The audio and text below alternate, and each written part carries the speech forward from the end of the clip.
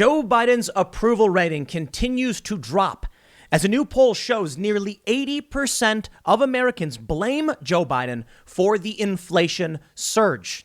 And prices are going up. We're seeing it across the board. Shake Shack, the burger joint, announced they'll be increasing prices. Tyson Meats announced they will be increasing prices as well.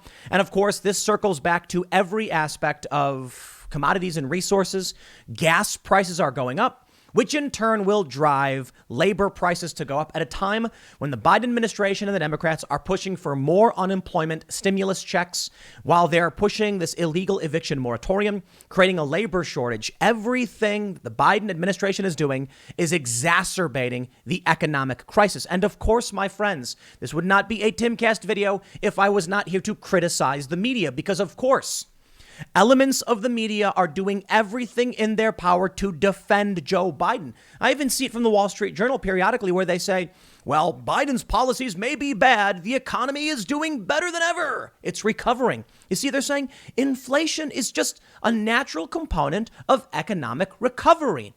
Never mind the 4 million people who quit their jobs in April amid what they're calling the Great Resignation.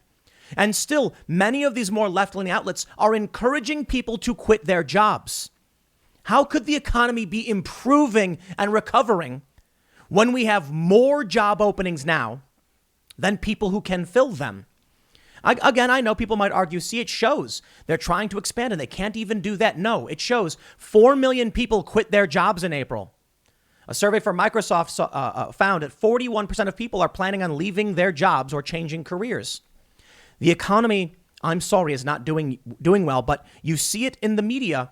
And this is why Democrats just blindly believe the economy is doing well. Now, net support, or I should say net good in the economic polling from Civics shows most people view the economy as doing bad.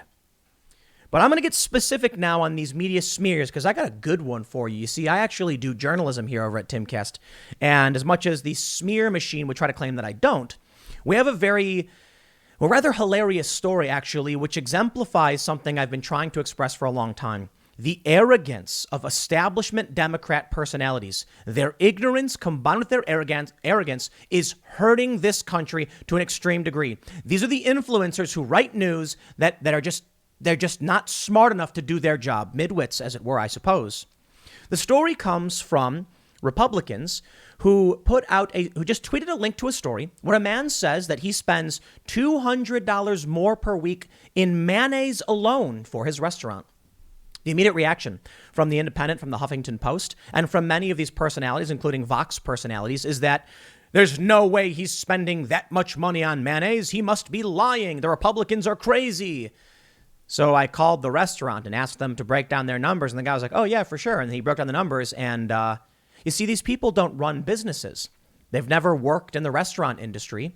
They don't understand the amount of mayonnaise or meat a restaurant might use and why it's so expensive, especially amid this inflation. They also don't seem to understand that just because the consumer price index shows a 5.4% increase, that doesn't mean mayonnaise alone went up 5%. In fact, as I'm told by this local restaurant, it doubled in cost. And that's going to affect everything. More importantly, the restaurant told me their beef is double. Their chicken is up 40 to 50%. And they may actually now be losing money on serving chicken to people. Will this business be able to survive amid this explosion in prices? Surely only if they raise the prices at their restaurant across the board. The Republicans were right on this one. And the media is lying to you. And I'm going to prove it. I actually did the journalism. Let's talk about what the American people think. Now, before we get started, head over to timcast.com and become a member to get an ad-free experience on all of our articles, as well as support our journalists and get access to our members-only section, which has exclusive episodes of the Timcast IRL podcast. Also, don't forget to like this video, subscribe to this channel, and please share this with your friends. Please, if anything, I know the Democrat people who watch CNN, they don't want to watch this stuff. They accuse me of being fake news and whatever. And I love the responses where they're like, Tim Pool actually doing journalism? I make phone calls for comment all of the time.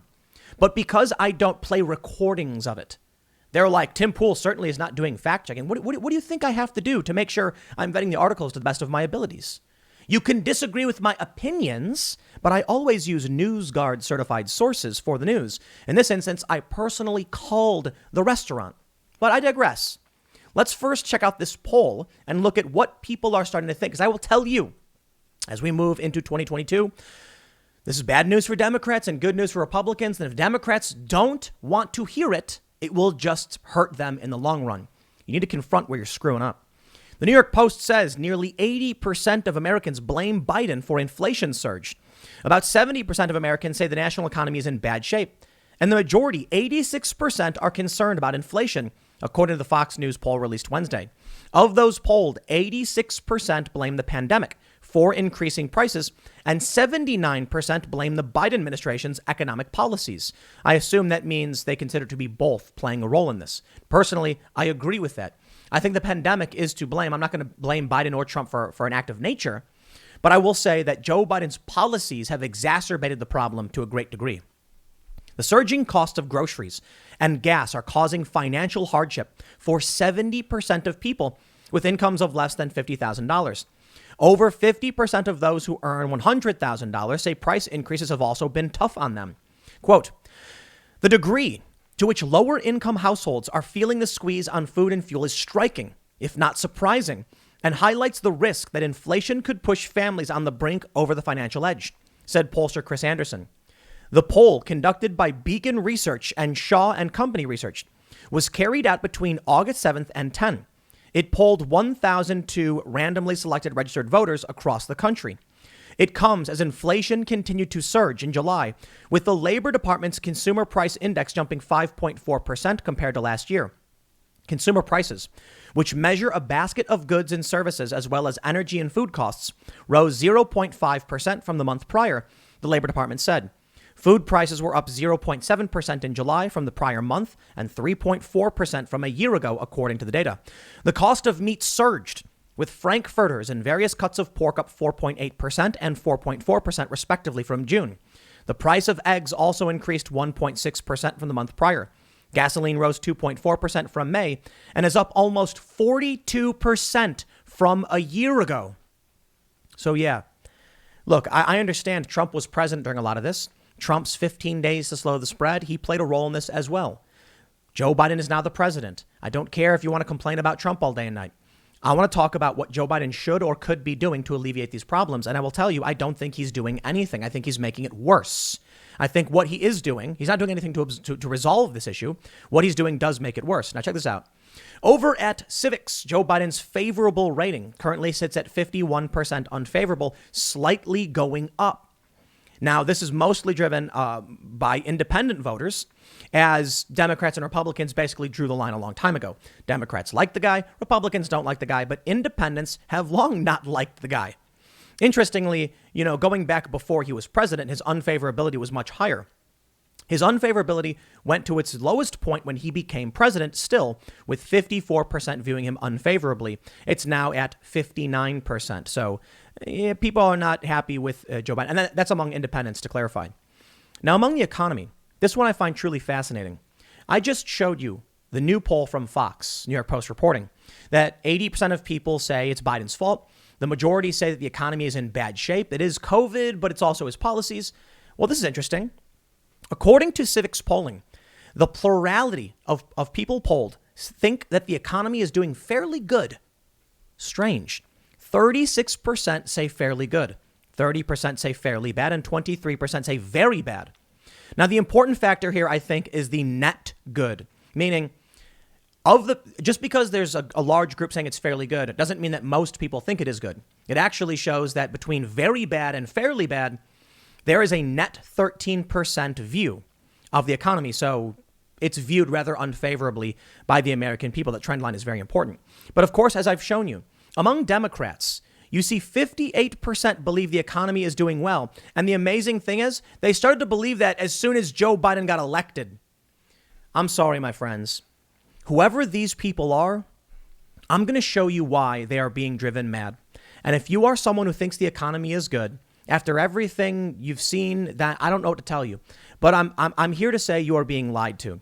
I am also here to say it is amazing to me that there are Democrats who thought the economy was bad until Joe Biden got elected. That to me is insane.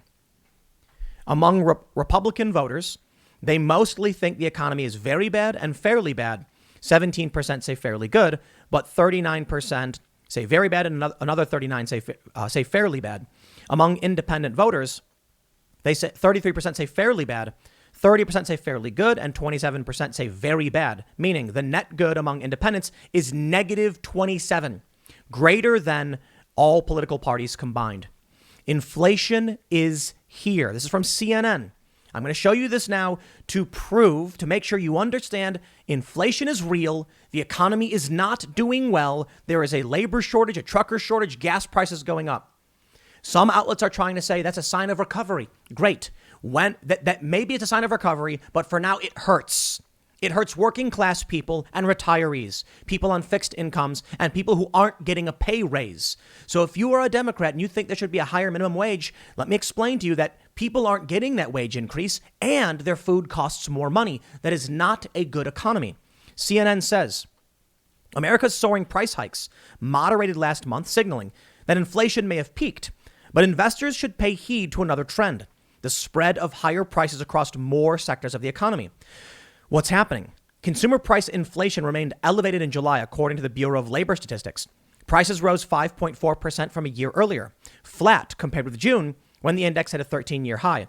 On a monthly basis, however, prices rose 0.5% in July, a major slowdown from 0.9% growth in June and the weakest pace since February. But drill down into the data. While some of the major drivers of previous spikes, just used car prices, eased last month, the cost of other goods, including medical care, housing, and food in grocery stores and at restaurants, climbed. Quote, the annual rate of inflation has seemingly peaked, but the details show a broadening out of price pressures.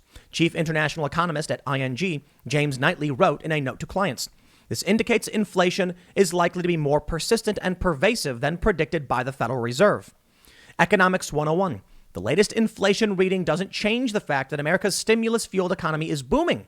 According to Knightley, demand is outpacing the supply capacity of the economy, given the scarring the pandemic has caused, as evidence in production bottlenecks and labor shortages. Competition for workers is placing upward pressure on wages, while record low levels of raw material supply, order backlogs, and extended delivery times are adding further stress to supply chains. Costs are increasing throughout the economy, and the strength of demand means that companies have a sense of more pricing power than they ever experienced in years. This is what I was telling you. They're saying it's a sign of recovery. Okay, maybe the case. But for now, it's hurting. So maybe in the long run, things will improve, and Joe Biden extending or defending, Democrats defending the unemployment bonus checks, as well as the illegal eviction moratorium. Yes, the Supreme Court ruled that they did not have the authority to do so. It is illegal. Maybe those things in the long run will be okay, I suppose. I don't believe the ends justify the means, though. And perhaps there's no other solution, but I can tell you this right now. It is right to say that this is Biden's policy taking effect. I don't know what to say. It's not an easy solution. I'm not going to pretend to be a president who can tell you how to solve all these problems, but I kind of feel like one simple solution to the economic crisis is slowly wean people off the free money. People who are on unemployment should not just stay on for a year and then get cut off. They should stay on for 9 months and then taper off over 3. Give them time where you're still supporting them, but slowly taking away the money so that they can start looking for work and not get the rug pulled out from underneath them. I don't want people to go broke or be hungry or lose their homes. But I'll tell you this, with a labor shortage, you will see more jobs available than workers available. And that's what we have. You're seeing the great resignation, 4 million people quitting in April, more to come. So yes, they can argue that it's great because demand is outpacing supply. What they don't realize is supply is shrinking, which means demand will remain really, really high. You see, here's what's happening. Demand, in my opinion, isn't going up because more people want stuff. Demand, I think, is basically where it is, but more people are quitting, creating the illusion that demand is going up. I mean, I think demand is going up, but when you combine this with the mass resignations, man, we are in trouble, my friends. But let's talk about how the media is lying to you. Because you probably know they are. If you watch my content, you'll hear me talk about it all the time. But I always bring the receipts, my friends. I'm not going to leave you hanging. I'd like to bring you now to local news. WXII NBC 12. Colette Stein, multimedia journalist, says, Winston-Salem restaurants struggling due to inflation caused by pandemic. Now, in fact, this story is pretty good. Colette has done a pretty good job highlighting the Sherwood.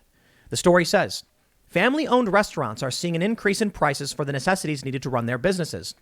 WXII spoke with the owner of the Sherwood, a family-owned restaurant in Winston-Salem, Pete Straits, to find out how much trouble inflation has caused.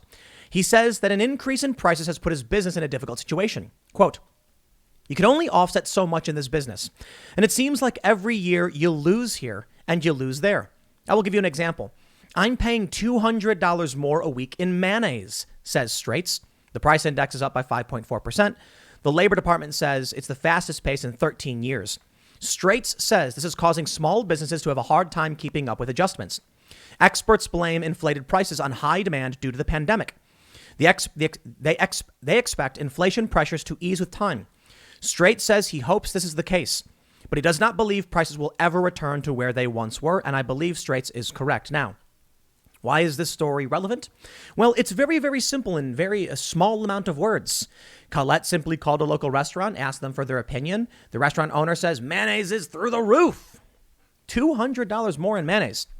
Which brings us to a tweet from the North Carolina Republican Party. They simply quoted the statement, but they added, Bidinflation strikes Winston-Salem, North Carolina. Quote, I am paying $200 more a week in mayonnaise. Oh, my friends. Tell me you don't work in the restaurant industry without telling me you don't work in the restaurant industry. Have you seen the meme? Basically, say something so wrong, I'll understand you have no idea what is going on with this industry. One of the first responses you see from this, first of all, the NC GOP is ratioed. That means there are more comments replying to it than retweets. But the story is true. I fact-checked it. Let me first show you the fake news lying, mostly due to their inability to fact-check. They're not journalists. They don't make phone calls. They don't get comments. They don't run the data. And then they mock and ridicule while claiming to be the real news. Here we have Tom Gara, verified. He said, through meditation, I program my heart to break beats and hum bass lines. Works at Facebook. Well, as you know, Facebook is often fact-checking and silencing people. He said, cranking through like 10 to 20 of these 30-pound buckets of mayo each week at your small family restaurant in Winston-Salem. That's the way of life that Biden wants to destroy. And then he shows Kraft extra heavy mayo, 30-pound pail. And then we get this. From the Independent, GOP ridiculed for bizarre Biden mayonnaise smear. Something might be happening with mayo consumption in North Carolina. I already know that a bunch of you watching this right now probably work at restaurants. You probably know exactly how much mayonnaise gets used based on restaurant capacity. And you're probably confused as to what these media outlets are saying because they clearly didn't even call anybody and ask them. First, let me read what they say.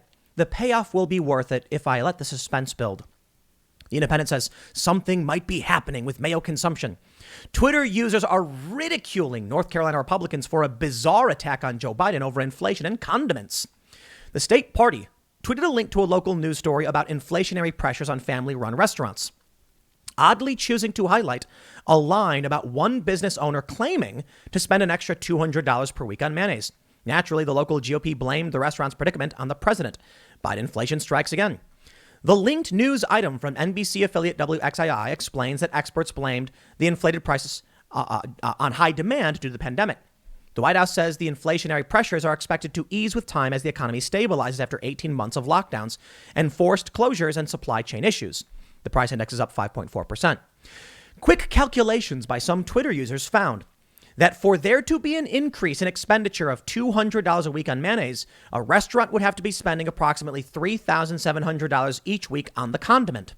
A search of North Carolina wholesale restaurant suppliers shows that mayonnaise ranges from about $10 per gallon for AAK to $11 for Duke's from neighboring South Carolina and $15 for Hellman's. Here's the best part. What's this math? You see, they tried claiming if the price index is up 5.4%, that means $200 being 5.4% means they're spending $3,700 on mayonnaise each week. Because these people think the consumer price index literally tracks every single product? No. Mayonnaise has gone up in price according to the restaurant. Now, maybe they're wrong, but at the very least, I called them to get a comment. But again, the payoff will be well worth it because we've got some tweets. Taking the high-end price, this comes to an impressively extravagant 247 gallons of mayo each week. Using the low end, it is nauseatingly gluttonous 370 gallons of condiment, even for someone who loves mayo. Somebody's eating way too much mayonnaise, tweeted author Jonah Blank. Just imagine the heroic amounts of mayo this restaurant must be going through. Oh, these people are so arrogant and they don't know anything about the restaurant industry. My family, when I was young, owned a restaurant/cafe. It was, we had like sandwiches. And yes, we had big tubs of mayonnaise. You know why? Because mayonnaise isn't just for swiping on a sandwich. It's for making salad dressings, tuna salad, chicken salad. You got ranch dressing? Need mayonnaise. You want to bake certain things? Recipe calls for mayonnaise. So yes, you use a lot of mayonnaise. The other question is, did they ask themselves the capacity of this restaurant? Because even if a restaurant was using 250 gallons per week, I'd simply say, I don't know, what's the capacity? 1,000 people? If it's a big restaurant, like 1,000 people is a lot. I'd imagine that, they're probably going through a lot. But people not only put mayonnaise on their sandwiches, in their salads, they dip their French fries in it, and they make ranch dressing with this stuff. And yet Biden refuses to open the strategic mayonnaise reserve. Vox's Aaron Rupar says, what designer drug is mayonnaise code for? Ruparing is a slang term for misrepresenting information for some, or that's basically it. That's what he does. Sentiment echoed by another Twitter user. You aren't supposed to inject it directly into your vein. It's really, really amazing. Republican lawmakers have interpreted the jump in consumer prices as a sign inflation is spiking. Here's the funny part. The Independent and the Huffington Post. Here's the Huffington Post. Republican attempts to smear Biden over mayonnaise gets creamed on Twitter. How much mayo can one restaurant use in a week anyway? I don't know, Ed Maza. How about you call the restaurant and ask them? It took me all but 2 seconds to call or to find the Sherwood, the best neighborhood restaurant. Look at this burger. Absolutely looks incredible. I got to say, I pull up this restaurant. Food looks fantastic. If I'm ever in North Carolina, in the Winston-Salem area, I'll definitely come down to Sherwood and take a look. I made a phone call. I decided to make a phone call to the restaurant. Their information is available on their website, and ask them about this news story. What I was told by John, who said he was one of the partners, and he was more than happy to talk to me about everything. He said they have, per week, 10 buckets of mayonnaise, 5 gallons each. It is used in all of their dressings as well as other recipes. The restaurant's capacity is 250. That means at one time for one meal, there may be 250 people in the restaurant. And I don't think they sell out every seat all the time, but sometimes restaurants have wait periods, right? You ever go to a restaurant and they're like, it's going to be a 15-minute wait because their chairs are full. I can certainly imagine the Sherwood has those periods. And there's probably a low time and a high time. So all in all, let's average it down and say about 150 people might be eating in that restaurant at one moment. So they're using 50 gallons of mayonnaise per week. That doesn't surprise me. How much dressing do they need to make? Thousand Island or ranch or whatever. I don't know mayonnaise recipes, but you might do aiolis or something like that. What kind of different dips do you have? Do you have Chipotle ranch? They need to make a decent amount of that. Not to mention, they put mayonnaise on all their sandwiches probably. They put mayonnaise, they make tartar sauce, I could imagine. Probably use mayonnaise for that. He said, each bucket used to be about $18, and now it's $36. He said, quote, someone must be trolling us. I guess he was saying that they gave that quote like a month ago. And what he said was simple. He said to me specifically, it used to be about $18 to $22 for a 5-gallon bucket. Now it's about 36. So, I mean, you do the math. It's 10 buckets times, about 18 or whatever. So you're getting close to about $200. The number was, basically rounding up. He told me the media must have latched onto the mayo thing. He said they have seen beef double. Chicken is up 40 to 50%. Inflation is hitting them across the board. And what does the establishment say? It's due to the prices going up. It just means it's working. It just means it's working, Gas prices are at $6 in like SF or whatever, getting close to it. And gas prices are up like 30, 40, I think 42% of the past year. That just means it's working. I love that mentality. No, regular people can see through this. Regular people are blaming Joe Biden for this. And I'll tell you why. Labor shortages, exacerbated by giving people free money, nearly $16 an hour not to work. Why would someone walk away from that? And I hear from the left, they say, well, companies should pay more money. But if you are getting $16 an hour, you have free time to walk the forests and smell the flowers. And I appreciate and respect that. Why give that up to go work a job for any amount of money? If you have the food you need and you don't have to pay rent because of an eviction moratorium, why would you go and do something you don't want to do? It's really that simple, isn't it? Now, I don't necessarily blame people, but I kind of do. You got to be responsible for yourself, you know. But if you're telling all the people who live in these apartments, don't pay rent, so what, you can't be evicted? Then what do they spend money on? Going out with their friends, eating food, and then not having to work. That, I believe, is making things substantially worse and causing inflation.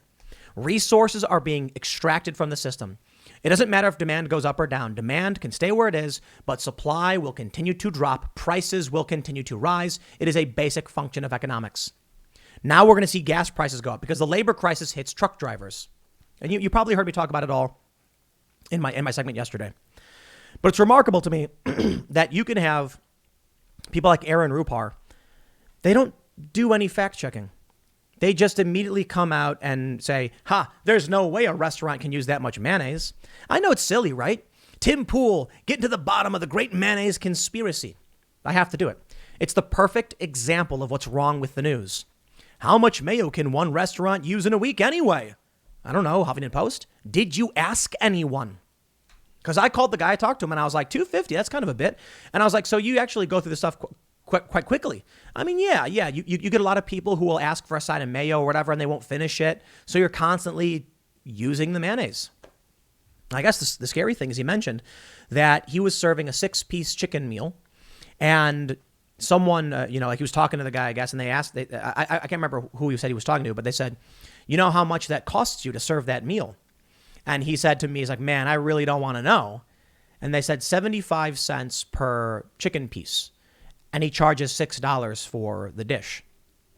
So I'm like, so you're losing money on this one? He's like, yeah, we're probably losing money on it because you got to factor in labor costs and everything to it, not just the chicken.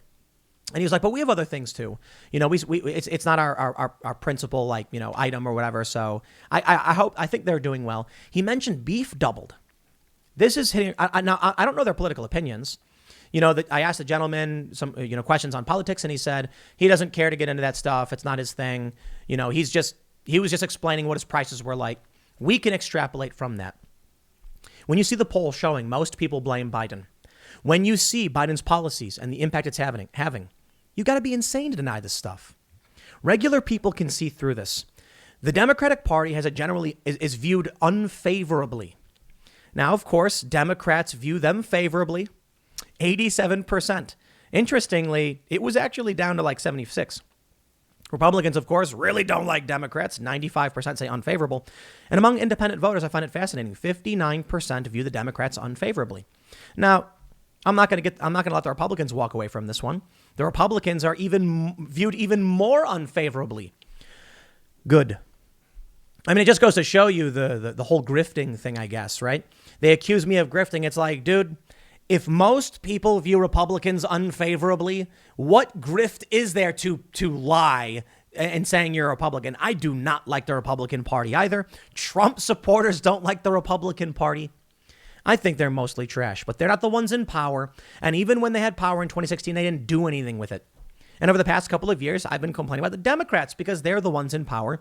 They're the ones with the cultural institutions. They're the ones who are pushing these insane policies while the Republicans just do nothing. So I think this is great, actually. I do view the Republicans extremely unfavorably. I'm mad about the Democrats and their bad policies, and it's destroying the economy, and we're watching the slow motion collapse. The Republicans are the gatekeepers stopping any meaningful resistance to the failed policies. So I'm really unhappy with them. They're the ones standing at the gates. But I tell you, as it always is, it's the media, my friends. The media is the problem across the board. The New York Times, not the worst publication. They tend to do a lot of good basic reporting. This local outlets tend to do pretty good. And I actually called and did journalism. But you see, most people are just reading the Huffington Post and other leftist outlets. Vox, for instance, getting this massive investment from, I believe it was NBC. And Aaron Rupar putting out these opinions without doing any fact checking. Piling on and just pushing a lie after lie after lie. Don't get me wrong. There are people on the right who do that too. But they're not being funded to the tune of hundreds of millions of dollars by major institutions. They don't go on TV on NBC or CNN. They've got Fox News. They've got one place. And even Fox News is not liked very much by the populist right. I suppose you have OAN and Newsmax, but it's all substantially smaller. The Republicans have almost no power. I should say the conservative voter base, almost no power. So I can complain about what they do when they're causing problems, but they're not for now. I disagree with a lot of conservative positions, but they're allowed to have those positions. The Democrats are lighting the economy on fire. You put Trump in and have him light the economy on fire, and I'll complain about the same things. The only problem, during Donald Trump, everybody thought the economy was doing pretty well. That's the funny thing. I can just jump back to this polling. When Trump got elected, it's amazing. All of a sudden, from negative 26, a month goes by, we get into January, Trump gets elected, and for the entirety of the Trump presidency, the economy was a net good. Isn't that amazing? 50% said the economy was good, 55% said it was good. It's incredible. And then right around the time that Joe Biden, about a month after Biden getting elected, boom, negative 61 net good. The economy now in a terrible position according to regular people. So I can just show you this. It's amazing. We have, during the Obama years, people feeling the economy was bad. During Trump's term, the economy was good. And now into Biden's term, the economy is bad again. Surprise, surprise, I suppose. They'll try and claim, but Obama was the one who made the economy good. BS. Obama was president for 2 terms. If we're looking at a bad economy into a second term, and this is among independents, mind you, just to clarify, among all groups, it's still basically the same thing. So even with Obama as president, I'm sick of the manipulations. Okay, there's the data. Believe what you want, I suppose. And I'll leave it there. Next segment's coming up tonight at 8 p.m. over at youtube.com/TimCastIRL. Thanks for hanging out, and I will see you all then.